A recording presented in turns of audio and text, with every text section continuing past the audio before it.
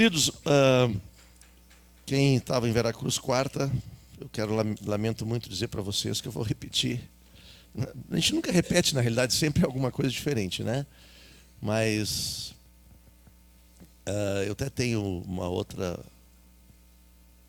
mensagem que é uma sequência dessa, mas resolvi compartilhar com os irmãos essa, porque é algo que não só tem batido no meu coração, mas tem sido muito prático no dia a dia da minha vida aí.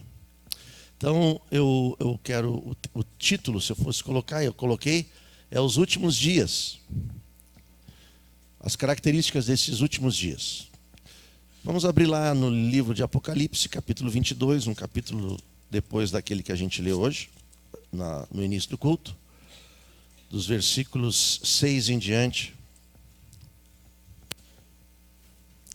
Diz assim a palavra. Aqui, só dando um contexto, né? João foi o único dos apóstolos que não foi morto, não foi sacrificado, né? Não foi morto por mão humana, teve morte natural.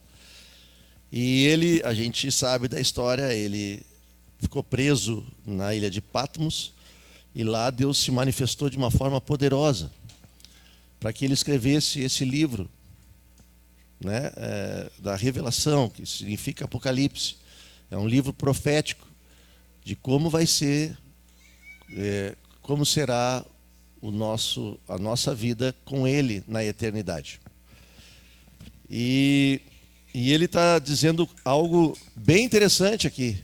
E eu quero fazer uma viagem nessa noite entre o velho e o novo, para que nós possamos entender quando Deus se manifestou da mesma forma no Velho Testamento, profetizando sobre a vinda do Messias, de Jesus.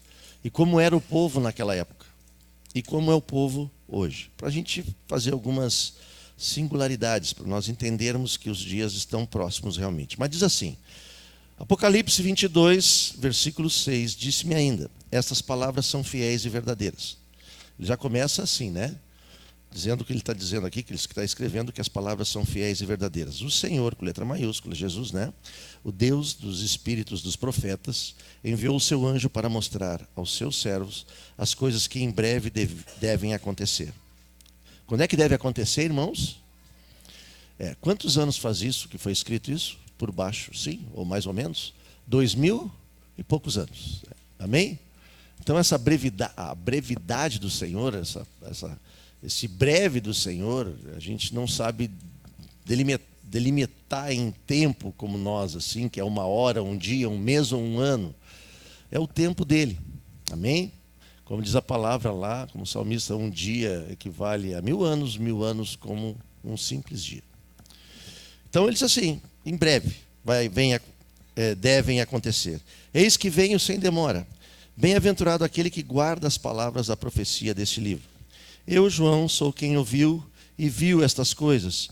E quando as ouvi e vi, prostrei-me ante os pés do anjo, que me mostrou estas coisas para adorá-lo. Então ele me disse, vê, não faças isso, eu sou o conservo teu, dos teus irmãos, dos profetas e dos que guardam as palavras deste livro. Adora a Deus. Disse-me ainda, não seles a palavra da profecia deste livro, porque o tempo está próximo. Está próximo o tempo, irmãos? Se passaram 2000 anos e o tempo continua próximo. E aqui ele diz que essas coisas são fiéis e verdadeiras. Aí disse mais, continua o injusto fazendo injustiça, continua o imundo ainda sendo imundo. Vocês veem essa característica nos dias de hoje, irmãos? E o santo continue a santificar-se. Ele muda aqui, né? Ele declara, né, que o santo tem que continuar realmente a santificar-se. Eis que venho sem demora, comigo está o galardão, aleluia, que tenho para retribuir a cada um segundo as suas obras. Eu sou o alfa, o ômega, o primeiro, o último, o princípio e o fim. Felizes, bem-aventurados aqueles que lavam as suas vestiduras no sangue do Cordeiro, para que lhes assista o direito à árvore da vida e entre na cidade pelas portas. Aqui eu estava vendo uma interpretação desse texto.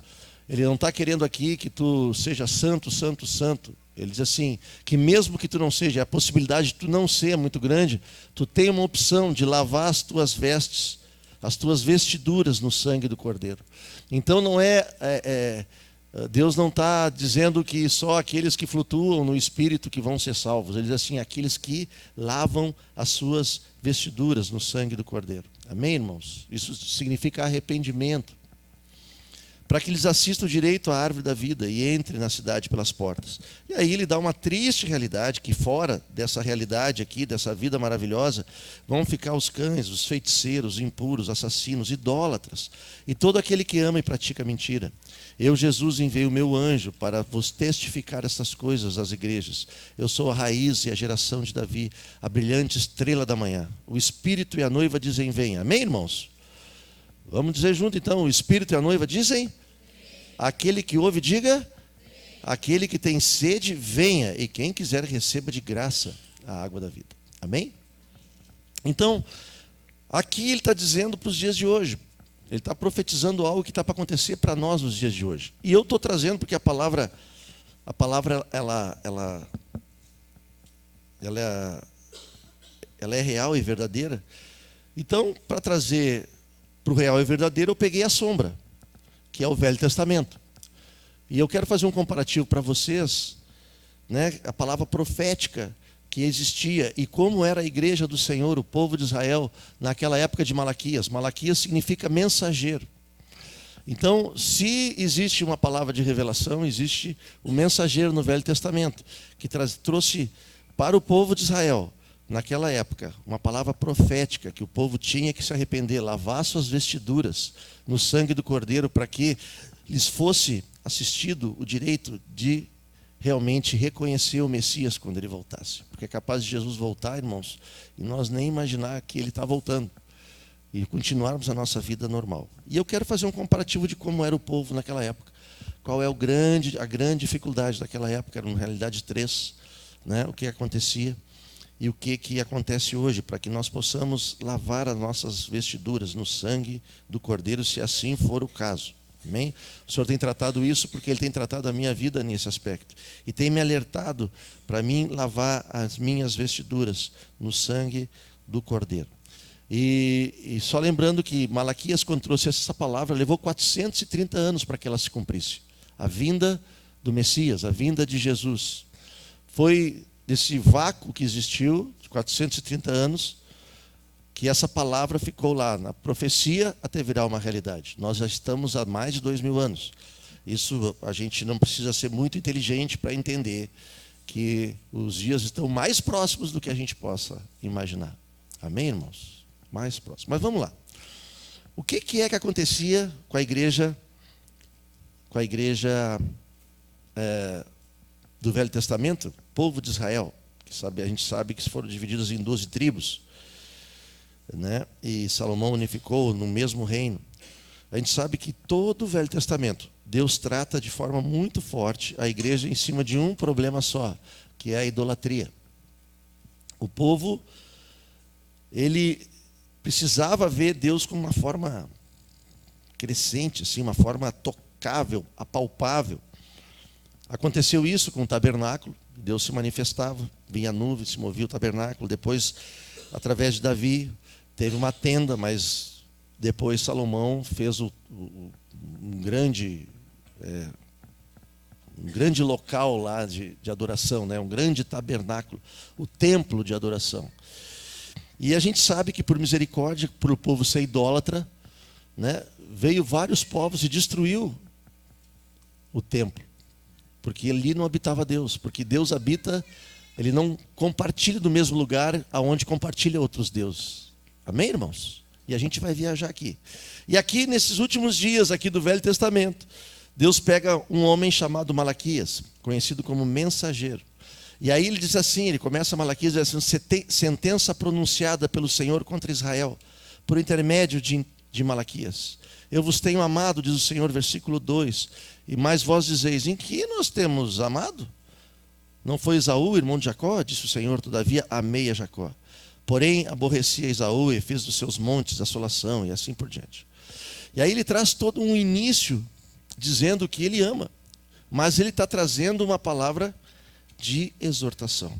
E aqui eu quero compartilhar essas três áreas que na época o povo de Israel precisou ser exortado pelo Senhor. A primeira área que Deus fala através de Malaquias, é através do sacerdócio corrompido. A gente sabe que nós somos uma nação de sacerdotes. Naquela época existia uma tribo sacerdotal, a tribo de Levi. Era só ela que adorava no templo, era só ela que levava as ofertas para o Senhor, e ela se corrompeu. Mas Deus não queria uma tribo, Ele queria que todos nós fôssemos sacerdotes. Amém, irmãos? Tu és sacerdote, irmãos? Sacerdote é aquele que é o mediador entre Deus e os homens. Deus só pode manifestar onde o Espírito dele habita. Amém? Naquela época habitava em templos feitos por mãos humanas. Hoje não, hoje é templo vivo. Amém? Então nós somos essa nação sacerdotal. E aí o que acontecia com o sacerdócio daquela época? Nada mais, nada menos que uma desonra. Vamos abrir lá em Malaquias capítulo 1, versículos 6 e 7. Diz assim: o filho honra o pai, e o servo ao seu senhor. Se eu sou o seu pai, onde está a minha honra, diz o Senhor? Se eu sou o Senhor, onde está o respeito para comigo? Diz o Senhor dos Exércitos a vós outros, ó sacerdotes, que desprezais o meu nome. Mas aí isso gerou uma reação nos sacerdotes da época. O que os sacerdotes dizem? Vós dizeis, em que desprezamos nós o teu nome? Os sacerdotes não tinham nem ideia do que eles estavam fazendo, irmãos, com relação a Deus. De repente aparece um profeta e fala isso para eles, né? Aí o Senhor fala através do profeta: vocês oferecem sobre o meu altar pão imundo, e ainda perguntais, em que te havemos profanado? Nisto, e aí o Senhor responde, nisto que pensais. A mesa do Senhor é desprezível. Aqui a gente já tem falado, né, desde o verão, sobre mesa, sobre compartilhar, sobre esse lugar de intimidade. Mesa, entenda-se essa mesa da ceia, onde Jesus está ali manifestado através do pão e do vinho, onde nós como igreja compartilhamos dele em memória da obra que ele fez por nós. Mas quando nós pensamos, irmãos, em tudo menos naquilo que é do Senhor, nós colocamos diante dessa mesa um pão imundo. E aqui eu botei o que é o pão imundo na prática. Nada mais, nada menos é do que uma vida dupla. Eu sou um aqui, mas fora daqui sou completamente outro. Eu sou santo aqui para vocês, fora daqui eu sou completamente outra criatura. Amém? Manipulo, minto, sei lá, faço muitas coisas que no mundo antigamente se fazia. Tudo isso quer dizer o quê? Que quando eu sento com meus irmãos num lugar santo, que é a comunhão, porque Deus habita no meio, não só dos louvores, mas quando dão 2 ou 3 reunidos no nome dele, e eu tenho uma vida hipócrita, aquele pão que eu estou colocando na mesa, ele é imundo. Amém, irmãos? É isso que ele está dizendo aqui. Né?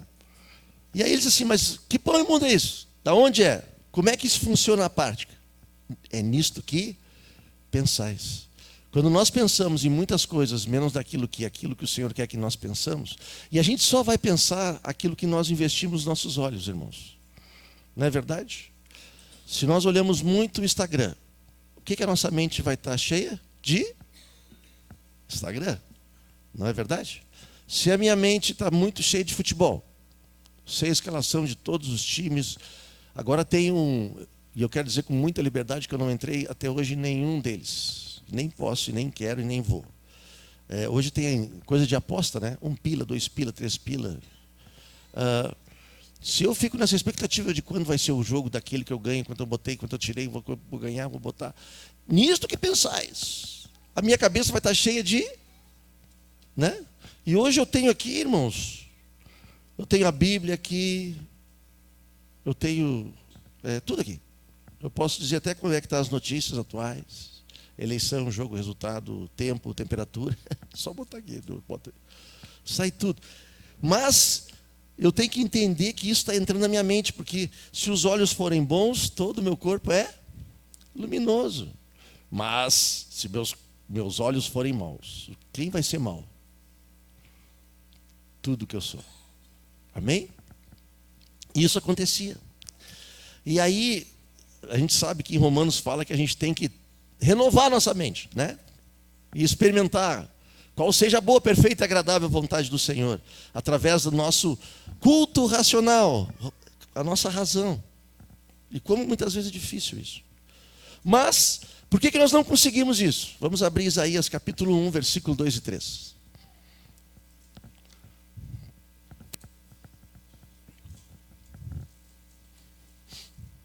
Diz assim: ouvi, ó céus, e dá ouvidos, ó terra, porque o Senhor é quem fala.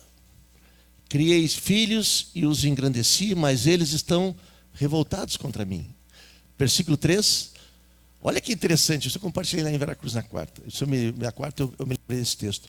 O boi conhece o seu possuidor, e o jumento o dono da sua manjedoura. Mas Israel, entenda-se aqui a igreja, não tem conhecimento. Meu povo não entende. Meu povo não me entende. Sabe por que não entende? Porque não entende, porque não presta atenção. Isso é qualquer criança assim, irmãos. Se eu ler alguma coisa com a minha atenção desatenta, no colégio, o que vai acontecer? Vou rodar. Não é verdade? Não vou passar na prova. Né? O Diogo fez uma prova da UAB há pouco. Ficou aí 3 meses, 2 meses estudando, né? Um material absurdo lá, disse que era muita coisa para ler. Se ele não lesse, irmãos, ele ia fazer um passeio lá. E a mente dele não estivesse guardando, né, as leis e todas para fazer, não vai ter. Não adianta nada, vai gastar dinheiro. Se eu estou estudando e não aprendo, não coloco a minha cabeça, eu não vou entender nada. Então, por que a gente não entende o que está escrito? Simplesmente porque nós não lemos e nem buscamos. Nós não pensamos. Agora pergunta como é que estão as coisas normais desse mundo aí. Pergunta. Estou falando isso para vocês porque isso eu trato com a área financeira, econômica, parte aqui do congregacional, parte de projetos. A minha cabeça pensa muitas coisas. Eu não estou falando aqui para esse ou para aquele, estou falando para mim. Eu volto a dizer, falo para mim, porque a minha cabeça gira muita coisa, muito mais do que vocês possam imaginar. Muitas coisas acontecendo cruciais na nossa vida, como família. E a cabeça gira. Às vezes eu paro 4 da manhã, estou acordado. Tum. Não tenho sono. Sonhei, acordei. Tum. Ah, não. Daí levanto, tomo uma água, vou no banheiro, volto, deito. Não, eu preciso dormir. E é interessante que já criou. Agora faz uns dias, faz uma semana mais ou menos que não tenho isso. O segundo sono é mais profundo do que o primeiro que eu estava dormindo, irmãos. Eu desmaio. A ponto de quase tem que me acordarem de manhã para me despertar. Mas se eu não tenho a cabeça onde tem que estar, meus irmãos, vai girar. Dinheiro, é projeto, é trabalho, meu Deus, misericórdia. Nisto que pensais. Mas o Senhor está dizendo, cuida o pão que tu coloca. Porque se eu não colocar, quando vier as coisas do Senhor, vocês sabem o que acontecia no povo de Israel naquela época? Olha o versículo 13. Capítulo 1, versículo 13. E diz, claro que aqui não acontece isso, tá? Entre nós. Mas diz assim, versículo 13. E continuarei trazer ofertas vãs. Não, é capítulo 1, 13. Malaquias? Está Isaías? Profeta, sou meio. Não, eu estou indo muito rápido. É Malaquias 1, 13. E aí ainda diz assim, irmãos. E ainda dizeis, que canseira. E me desprezais, diz o Senhor dos Exércitos. Vós ofereceis o dilacerado, o coxo, o enfermo. Assim fazeis a oferta. Aceitaria eu isso da vossa mão, diz o Senhor? Eu sei que não é isso que acontece entre nós. Mas quando é para fazer uma coisa do Senhor, irmãos, não dá uma canseira? Não, né? Não dá assim. Não dá, na verdade. Não. Vai dizer que uma palavra assim não dá um sono, irmãos? Tu teve um dia todo agitado, tu senta assim para escutar um cara falando na frente. Dá uma vontade de dormir. Mas a gente diz isso porque a nossa vida está tão agitada em tantas outras coisas que quando a gente tem que escutar alguma coisa que é do que a gente precisa escutar, é natural o nosso coração estar sobrecarregado. Eu não sei vocês, mas me bota na frente de um jogo, por exemplo, para olhar um jogo. Vê se eu vou dormir. Amado do céu, ultimamente tenho dormido mesmo. Nem o jogo eu tenho resistido, irmão. Estou desmaiado no jogo. Mas ali a gente fica acelerado, né? Hoje, no projeto, na escolinha, lá estava adrenalina 1000. Mas não tem como, irmãos. Mas Isaías, agora podemos voltar para Isaías. Mas Isaías nos exorta. Quando a tua canseira para fazer as coisas do Senhor, mas quando não é prioridade, porque aquilo que não é prioridade cansa. A gente fica doente, a gente fica... tem N motivos. Eu não sei lá naquele tempo se tinha culto ou grupo caseiro, alguma coisa assim, mas geralmente é isso, irmãos, que acontece. Mas Isaías nos alerta. Isaías 43, capítulo 22 e 23. O que a canseira gera? Até pode botar o 22, 23 e o 28 depois. Diz assim: contudo me tens invocado, ó Jacó, e de mim te cansastes, ó Israel. Não me trouxestes o gado miúdo dos teus holocaustos, nem me tornaste... Vocês entendem qual é a desonra? Entendeu?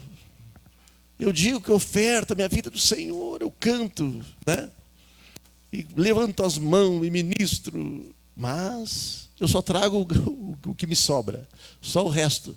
Não me honraste com os teus sacrifícios. Sacrifício aqui, entenda-se, era aquilo que tinha de principal, das primeiras coisas. Amém, irmãos? Das coisas, sacrifício é aquilo que é muito importante. Meu melhor gado, talvez o meu primeiro salário, talvez a minha melhor, o que eu tenho de que eu mais amo. Não te dei trabalho com ofertas de manjares, nem te cansei, nem te cansei com incenso.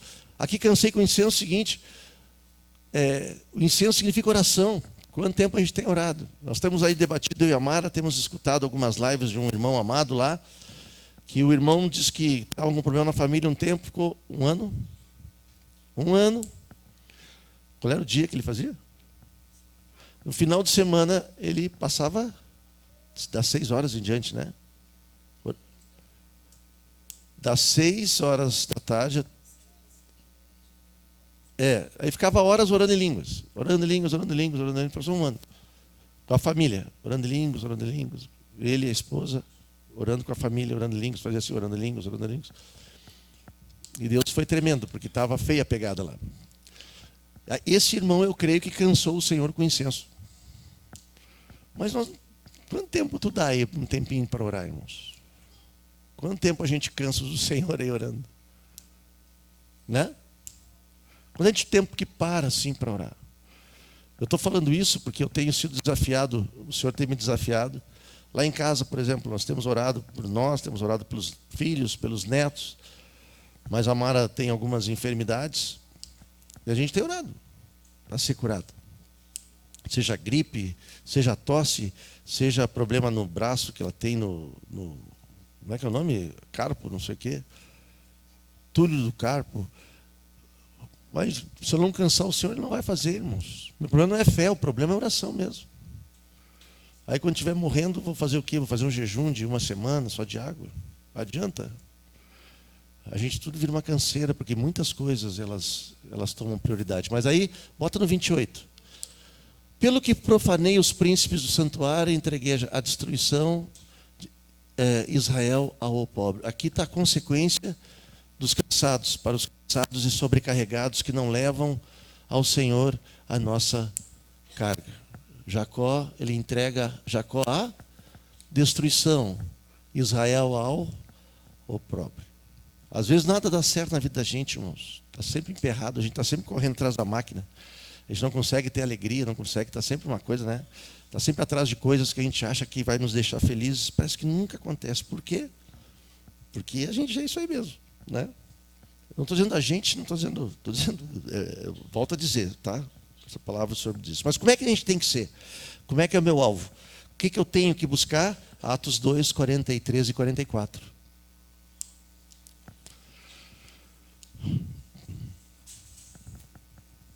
Diz assim: em cada alma havia temor, muitos prodígios e sinais eram feitos por intermédio dos apóstolos. Havia muito temor, irmãos. 44. Todos que creram estavam juntos e tinham tudo em comum. E eu digo, tem vivido isso? Nós temos priorizado isso? Nós temos buscado isso? Isso arde no nosso coração? Temos investido nisso? né?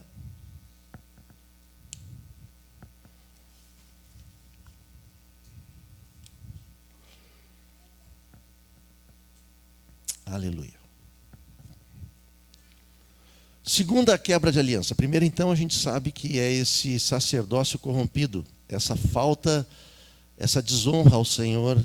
A gente diz uma coisa e faz outra coisa completamente diferente naquilo que nós pensamos. A segunda é a quebra de aliança, é a infidelidade com o Senhor e uns com os outros. Amém? O que acontecia lá? Vamos abrir Malaquias capítulo 2, versículos 10 a 16, diz assim: não temos nós todos o mesmo Pai? Não nos criou o mesmo Deus? Por que seremos desleais um para com os outros, profanando a aliança dos nossos pais? Judá tem sido desleal e abominação se tem cometido em Israel e em Jerusalém, porque Judá profanou o santuário do Senhor, o qual ele ama, e se casou com a adoradora de Deus, letra minúscula, estranho. Aí você segue: o Senhor eliminará das tendas de Jacó o homem que fizer tal coisa. E aí, no versículo 13: e ainda fazeis isto, cobris o altar do Senhor de lágrimas, de choro, de gemidos, de sorte que ele já não olha para a oferta, nem aceita com prazer a vossa mão. E vocês ainda perguntam: por quê? Porque o Senhor foi testemunha da aliança entre ti e a mulher da tua mocidade, com a qual tu foste desleal, sendo ela a tua companheira e a mulher da tua aliança. Não fez o Senhor mesmo que havendo nele um pouco de espírito? E por que somente ele buscava a descendência que prometera? Por quê? Portanto, cuidai de vós mesmos, e ninguém seja infiel para com a mulher da tua mocidade, porque o Senhor Deus de Israel diz que odeia o repúdio, o mandar embora, e também aquele que cobre de violência as suas vestes, o Senhor dos exércitos. Portanto, cuidai de vós mesmos e não sejais infiéis. Aqui tinha duas coisas básicas que acontecia lá. A primeira coisa é que lá existia o seguinte: os homens não achavam mulheres israelitas que fossem do gosto deles, eles buscavam as mulheres em outros reinos.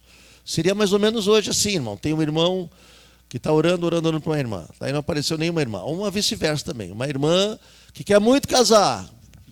Muito casar. Aí, mas não apareceu, não tem nenhum irmão. Os irmãos que são aqui são meio mocó, assim, as irmãs são meio nhanhanhã. Aí, né? Bom, mas no trabalho tem aquele cara bonitão. Entende? Sabe aquele que vocês já escutaram aqui que só falta Jesus? Sabe? Tem tudo, tem carro, tem dinheiro, tem casa. É carinhoso, né? Fala palavras lindas, maravilhoso. Aí eu me apaixonei por ele. Vou casar para levar ele para Jesus. Ela vai para as trevas, irmãos. Ela foi para as trevas. Pode ter certeza disso. E acontecia isso. Lá, em outras palavras, é isso. Entendeu? Para que eu vou casar com um homem de Deus se tem um homem no mundo que tem tudo aquilo que eu sempre sonhei? Ele me leva flores, leva para o restaurante, né? Fala só coisas, usa o perfume que eu gosto. Os irmãos nem perfume usam, que coisa desgraçada. Então, aí, irmãos, piso na bola, arrumo um pepino.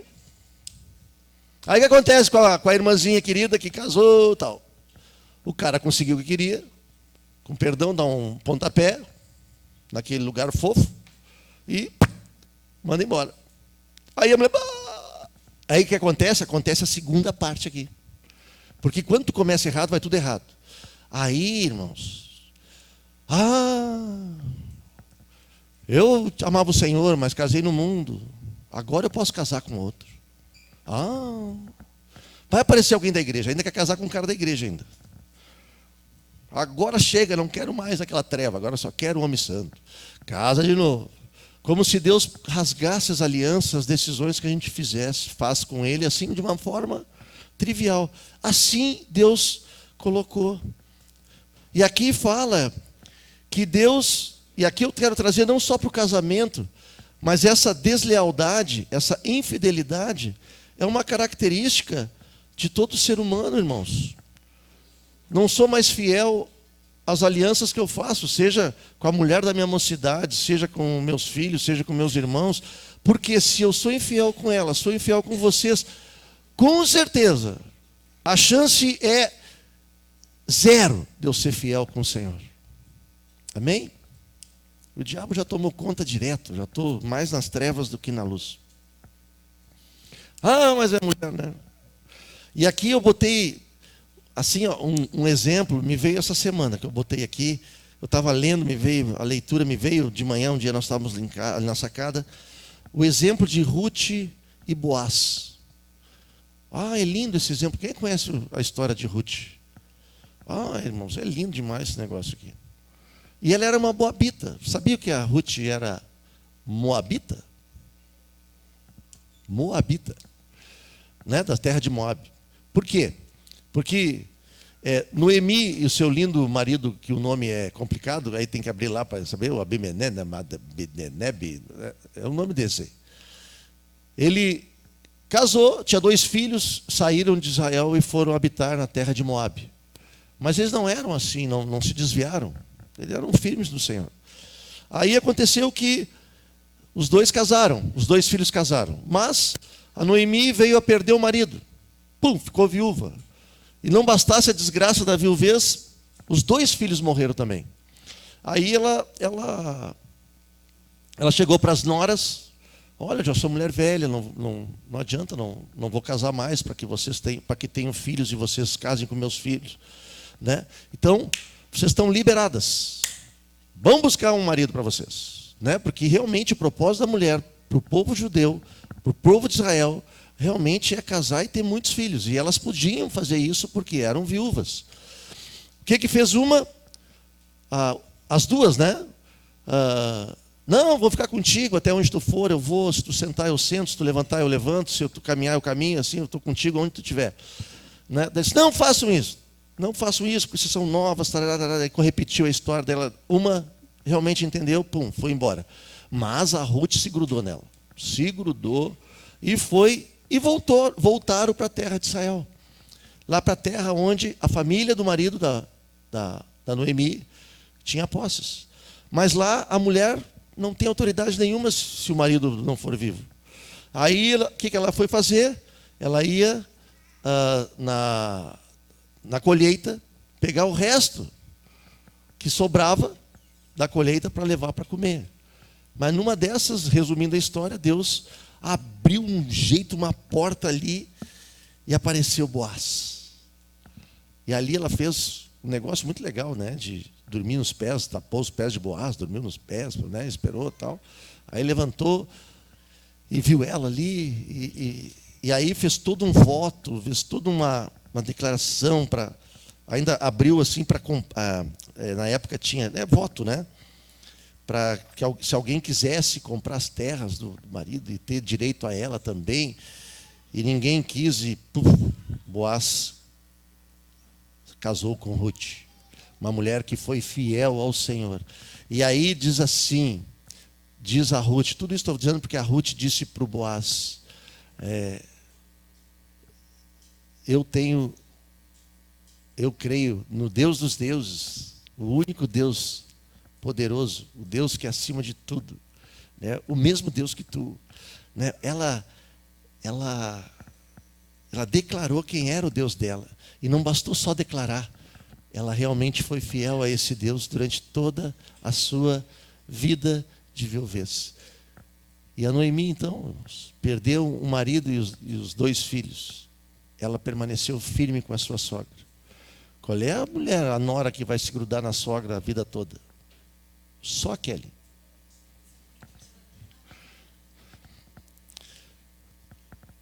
Imagina, morre eu e o Daniel. Não, tá bom.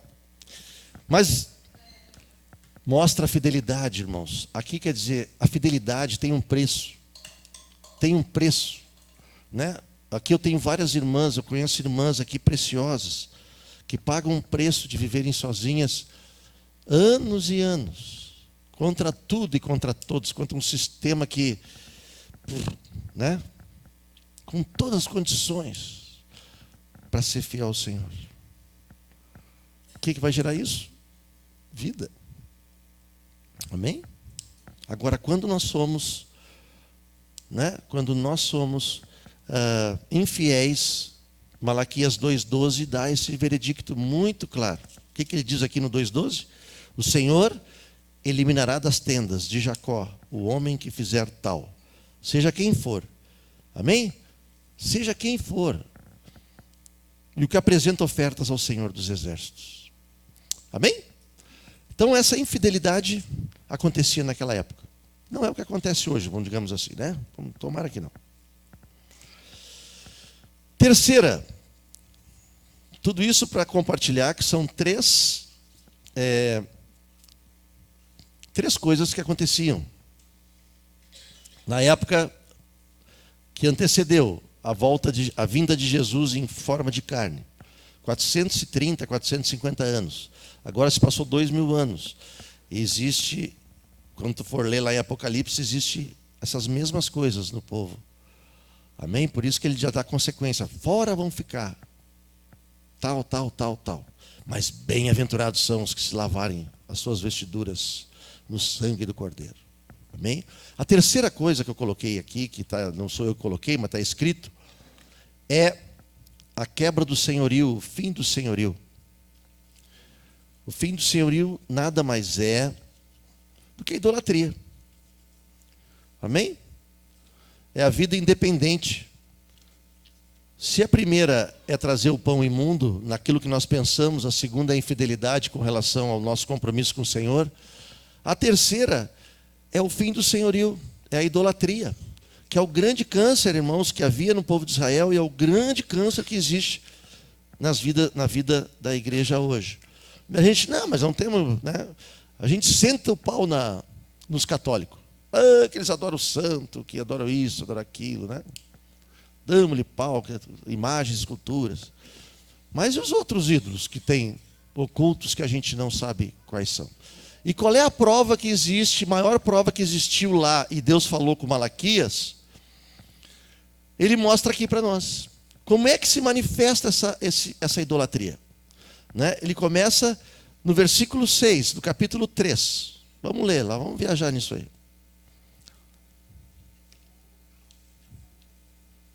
Diz assim: porque eu, o Senhor, não mudo. A gente pode repetir juntos? Eu, o Senhor, não. Ele não muda. Por isso, vós, filhos de Jacó, não sois consumidos. Desde os dias dos vossos pais vos desviastes dos meus estatutos e não os guardastes. Tornai-vos para mim, e eu vos tornarei para vós outros. Diz o Senhor dos Exércitos, mas vós dizeis: em que havemos de tornar? O que está acontecendo? Eu estou bem, vou no culto, tem grupo caseiro, tem discipulado, estou bem certinho na igreja. Tudo bonitinho. Aí Deus começa: roubará o homem a Deus? Todavia vós me roubais e dizer: em que nós te roubamos? Nos dízimos e nas ofertas. Com maldição sou amaldiçoados, porque a mim me roubais, vós, a nação toda. Aí trazei os dízimos à casa dos tesouros, para que haja mantimento da minha casa. Provai-me nisto, diz o Senhor dos Exércitos, se eu não vos abrir as janelas do céu e não derramar sobre vocês bênção. Por isso, por essa causa, repreenderei o devorador, para que não vos consuma o fruto da terra. A vossa vide no campo não será estéril. Aqui, irmãos, esse texto, eu já tive algumas perrenhas assim, né? Com alguns irmãos que, quando começaram a ganhar um pouquinho mais, Deus revelou para eles que dízimo era coisa do Velho Testamento. Aí para eu disse bem claro assim, né? Irmão, se está te incomodando, rasga Malaquias. Rasga. Tira da tua Bíblia, pega. Aí não vai te incomodar mais. Toda vez que tu for ler o texto, tu não vai ler esse texto. Aí ele ficou bravo, e ele tinha razão mesmo. Você está sendo irônico? Estou sendo irônico, eu não tenho mais o que falar. Se está escrito, tu não quer fazer, o que eu vou te dizer? Vou orar para que eu tenha a mesma revelação? Né? Não tem como fazer isso. Ou rasga Atos. Rasga aquele Atos 4, Atos 5, rasga. Não vai te atrapalhar mais. Aquela história do cara morrer porque mentiu na oferta, né? Não era só o cara, era ele e a mulher dele. Tira fora aquele troço, não vai te atrapalhar mais. Dá o que tu quer. Porque o grande problema aqui não é o dinheiro, irmãos.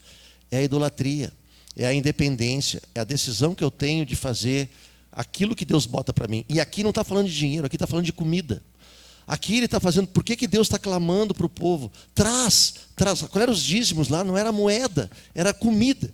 Por isso que ele diz assim, ó, eu vos repreenderei o devorador para que vos consuma o fruto da terra. Não vos consuma o fruto da terra.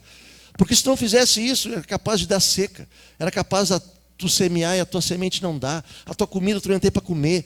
Ia sofrer, não só tu, toda a tua casa. Porque tudo vinha do Senhor. A chuva no tempo, a chuva serôdia, a chuva temporã, a terra para cultivar.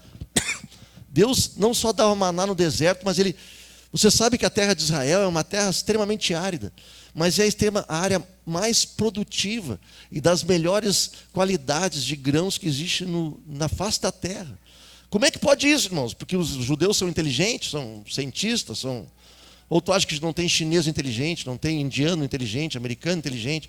É porque Deus faz. E aí ele fazia assim, ô cabeção, tu devolve, porque tu precisa comer, a tua família precisa comer.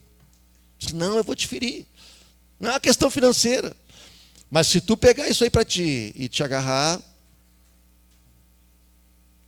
o que vai acontecer? Vai acontecer. Vós sereis amaldiçoados. Vós, a nação toda. Por isso, irmãos, que a gente... E aí tem vários, né? Tem vários textos aqui. Mas como é que nós temos que ser? Como é que nós temos que viver? Né? Eu posso dizer isso com muita liberdade aqui, que não, graças a Deus não pedimos dinheiro para ninguém, não vivemos disso, né? Mas o que nós temos que prestar atenção é que fora vão ficar os idólatras, mentirosos, manipuladores, enganadores. Amém? E não é só o problema. Eu quero dizer para ti, ninguém precisa do teu dinheiro, nem do meu dinheiro. Deus muito menos. Não precisa. Olha, o Senhor provê de N formas, de formas sensacionais, maravilhosas, estupendas. Muito além daquilo que a gente imagina. Mas o problema é a consequência. Porque se nós vivermos aquilo que está no Novo Testamento, Atos 4, 32 a 35, ele nos promete abrir as janelas do céu e derramar sobre nós bênção sem medida. Amém, irmãos?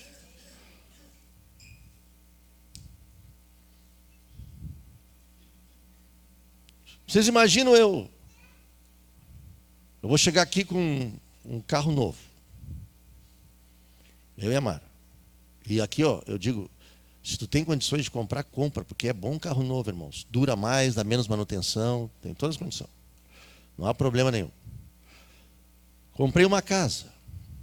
E não há problema nenhum de ter casa, tá, irmãos? Mesmo que hoje eu não tenho coragem de comprar uma pelo preço que está, mas não há problema nenhum. Tem uma vida regalada. Mas, de repente, para o Senhor eu não dou. Porque eu digo para o Senhor não me sobra nada. Eu vivo num apertume desgraçado. Eu tenho que pagar minha casa, meu carro. Entendeu? Os remédios. Nós estamos quase entrando na fase dos remédios, irmãos. É o exame médico, exame de novo e farmácia. É o nosso roteiro semanal quase. Mas vai acabar, está acabando, em nome de Jesus. Então, e é caro, né? É caro. Graças a Deus hoje é só, eu tomo minhas vitaminas, a Mara toma umas coisinhas mais fortes lá para gripe. Mas, e aí, irmãos, vou dizer o quê? Eu posso enganar para vocês, mas como é que eu vou enganar o Senhor? Vamos abrir lá. Mas como é que tem que ser? Presta atenção. Da multidão dos que creram era um coração e alma, ninguém considerava exclusivamente sua nenhuma das coisas que possuía, tudo, porém, lhes era comum. Amém? Com grande poder, os apóstolos davam testemunho da ressurreição do Senhor Jesus. E em todos eles havia abundante graça. De vez em quando eu tenho surtos, irmãos, que eu creio que essa abundante graça está em nós. Fui visitar lá, eu, a Brenda e o Ayrton, lá no meio do campo, cara, um campo lindo, né? A casa deles. Se o fundinho é bonito, olha, o fundinho é bonito, né? Tem um campo na frente, né, José? Bonito aquele lugar. E o pai da moça teve um derrame, está lá, né, sem totalmente uma situação, mas ali me constrangeu de ver o amor, de ver, mesmo com o pai daquele jeito, as duas cuidam do pai. né? A esposa cuida do pai. E ela foi muito judiada, segundo ela compartilhou, né, tal. Aquela história toda. Mas não é isso que eu quero falar. Eu quero dizer assim, eu fui falando como é que era Jesus, como é que, né? Aí eu, depois, quando eu entrei no carro, pensei, eu estou muito louco. Eu disse para ela, tu quer ver Jesus? Vem e vê. Vem na congregação, vem ver os irmãos, convive conosco, convive no grupo. Não é? Eu disse assim, quase assim, vai na casa do Ailton e a Brenda e fica lá um tempo. Né? Aí eu disse, bah, e se ela for mesmo, irmãos? Essa graça vai ter que ser abundante. Imagina. Se vai, ninguém recebe a mãe e a mulher. Ninguém dá um abraço dela. E se por acaso a Brenda não está lá, nem eu, e agora? Como é que vai fazer? O que eu vou dizer? Eu disse, meu Deus. Eu confesso isso para vocês que a gente está em família, irmãos. Mas o Senhor sabe. Se ela for, ela vai, né? E ela entendeu. Olha, eu cheguei lá, fazia tempo. Eu gosto desses negócios, irmãos. Às vezes, faz tempo que eu entrei lá, o Senhor me deu uma palavra. Puf! Me deu até a idade que começou uma tribulação lá, né? Aí, rejeição, dor. Pô, Deus começou. E o diabo lá, né, irmãos? O negócio, uma treva aquele lugar lá. Mas, em nome de Jesus, oramos lá, né? Elas duas entenderam, irmãos. E eu creio que elas vão presenciar a abundante graça. Amém, irmãos? E aí, é em nós, não é em mim, não é na Brenda, é na igreja, é no Senhor. A abundante graça vai estar em nós, aqui entre nós. Amém? Porque há temor no corpo. Então, não podemos ser perfeitos, mas nós queremos ser perfeitos. Amém, irmãos? E aí, por que tudo isso? Por que Deus alertou? Porque Ele também, Ele dá a consequência ruim, mas a consequência boa. Boa. Vamos abrir lá em Malaquias.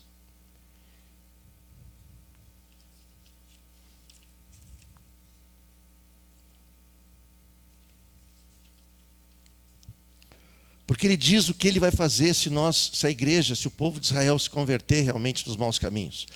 Diz assim, capítulo 4, versículo 2. Mas para vós outros que temeis o meu nome, nascerá o sol da justiça. A gente sabe quem é o sol da justiça, é Jesus, né? Trazendo salvação nas suas asas. Olha aí, irmãos, como eu quero ser esse cara aqui. Saireis e saltareis como bezerros soltos da estrebaria. Aqui nós tivemos um pouquinho aqui disso aqui, né? Cantando aqui. E pisareis os perversos, porque farão cinzas debaixo das plantas dos vossos pés naquele dia que me prepararei. Lembrai-vos da lei de Moisés, meu servo, a qual vos prescrevi em Horebe, para que todo Israel a saber estatutos e juízo.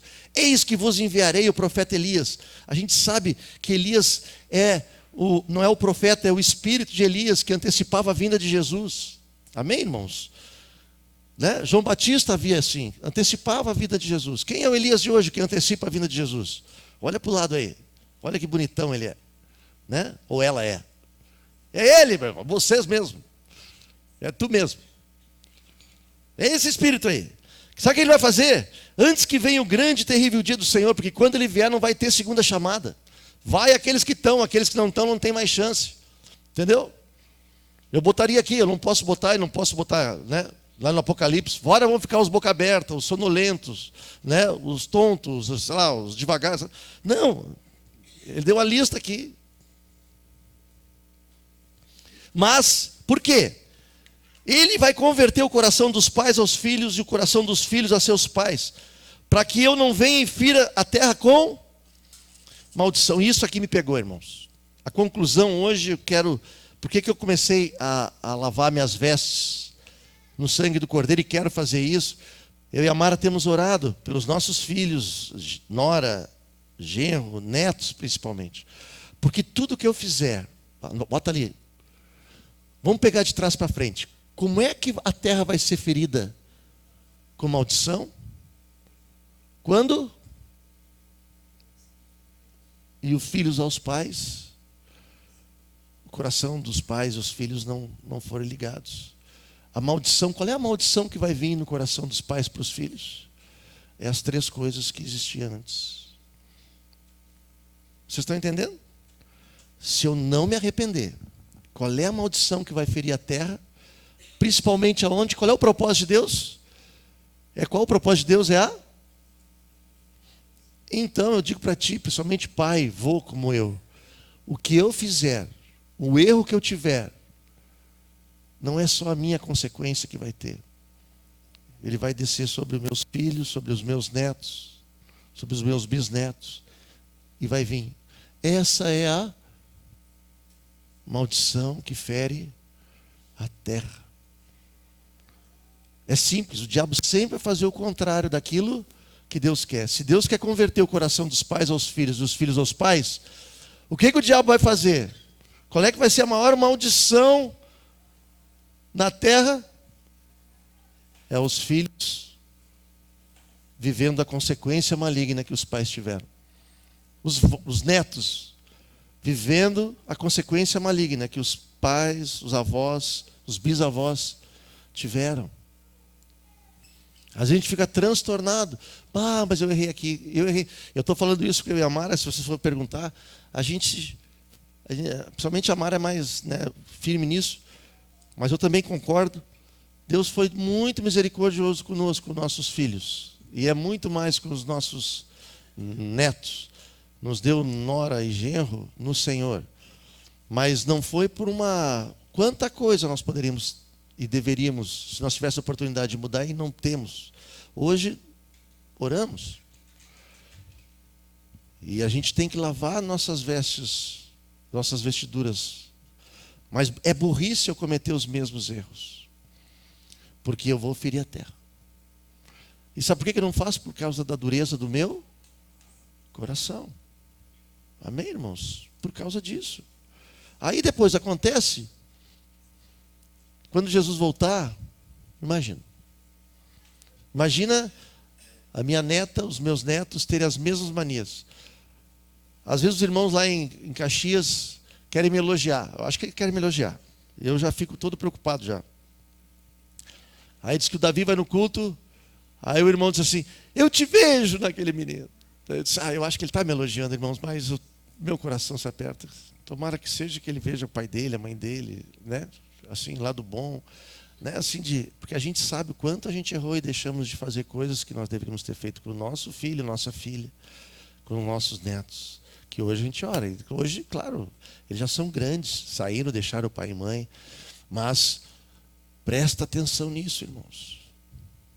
Porque se eu acabo pegando meu neto, eu vou trazer para ele a mesma desgraça que eu fui, as mesmas debilidades que eu tenho, mesmo egoísmo, a mesma maneira de pensar errado. A terra vai ser ferida porque a família da terra, que tem que ser a imagem e semelhança de Jesus, é a imagem e semelhança dos cabeção, orgulhoso, cabeçudo, idólatra, que vão na igreja, mas não se arrepende dos seus maus caminhos. Estão entendendo, irmãos? Eu volto a dizer isso com muita clareza, porque é o que tem apertado o meu coração, o nosso coração, o meu e da Mara, e a gente tem orado por isso, tem falado sobre isso, tem conversado sobre isso, tem buscado sobre isso. Às vezes a Mara sofre mais do que eu, talvez me falta essa... Não que eu não sofra, mas a mulher é mais sensível. Mas eu clamo ao Senhor para que isso mude na nossa vida, na vida de vocês. Não por vocês. Se tu quer continuar, problema, está bem. Mas olha para os teus filhos, olha para os teus netos. Isso vai ter consequência. Não sou eu que estou dizendo, não é nem a maldição que eu estou... É o que está dizendo a palavra. Agora, se eu quero ser alegre, eu tenho que lavar minhas vestiduras no sangue do Cordeiro. E aí isso aqui vai acontecer, irmãos. Coração dos filhos aos pais, dos pais aos filhos. Começa com os pais aos filhos, dos filhos aos pais. E aqui é a interpretação minha. Por que está dizendo dos pais aos filhos? Porque o primeiro passo tem que ser dos pais. Não penso que vai ser dos filhos. Então, irmãos, tu está trazendo pão imundo.